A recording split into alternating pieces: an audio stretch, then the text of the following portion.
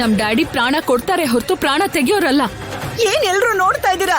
ಇವಳ ಅಪ್ಪ ನನ್ನ ಸಾಯಿಸೋದಕ್ ಬಂದ್ರ ಇಲ್ವಾ? ನೀವೇ ನೋಡಿದ್ರಿ ತಾನೆ, ಹೇಳಿ ಬಾಯ್ ಬಿಟ್ಟು. ಅಣ್ಣ, ನಿಮ್ ತಂಗಿ ಕಿರ್ಚಾಡ್ಕೊಂಡ್ ಓಡ್ ಬರ್ತಿದ್ರೆ ಏನೋ ಆಯ್ತು ಅಂತ ನಾವು ಓಡ್ ಬಂದ್ವಿ.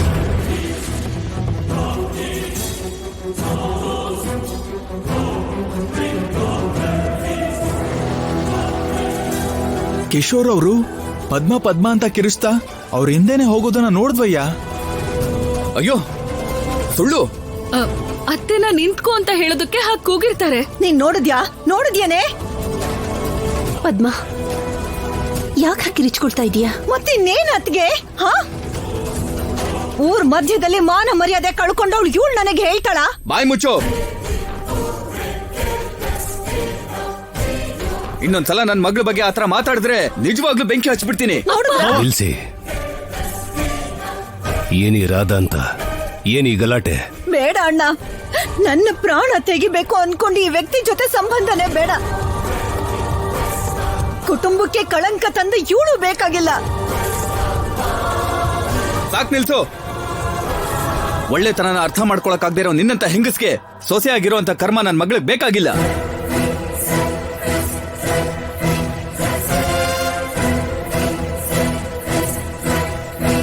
ಅಲ್ಲಲ್ಲ, ಮಾತಿಗೆ ಮತ್ ಬೆಳೆಸ್ಕೊಂಡ್ರೆ ಹೇಗ್ ಭಾವನವ್ರೆ?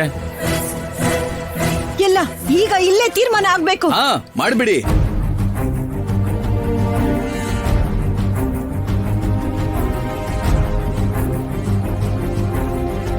ಇಬ್ಬರಿಗೂ ಒಪ್ಪಿಗೆ ಇರೋದ್ರಿಂದ.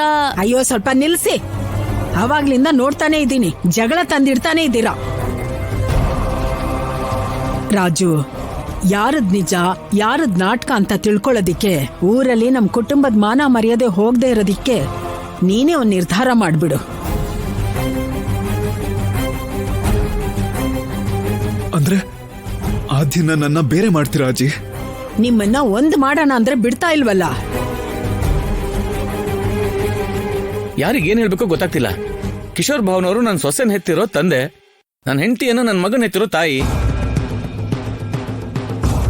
ಪ್ರೀತಿಸಿದ್ದು ಅವರೇ, ಮದುವೆ ಮಾಡ್ಕೊಂಡಿದ್ದು ಅವರೇ.